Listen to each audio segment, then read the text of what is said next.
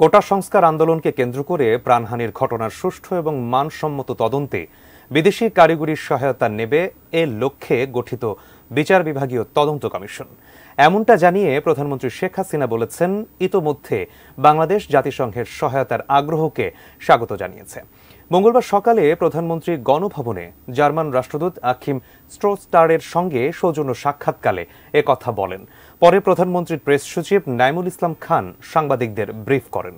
তদন্তে জাতিসংঘের সহায়তা প্রসঙ্গে প্রধানমন্ত্রীর প্রেস সচিব বলেন, ইতিমধ্যেই জাতিসংঘ সহযোগিতার ব্যাপারে আগ্রহ প্রকাশ করেছে, বাংলাদেশও তার ব্যাপারে উৎসাহ দেখিয়েছে। জার্মান রাষ্ট্রদূত এ সময় বলেন, তারা আশাবাদী একটি স্বাধীন তদন্ত হবে, যারা দুর্বৃত্ত তারা চিহ্নিত হবে এবং তাদের বিচার হবে।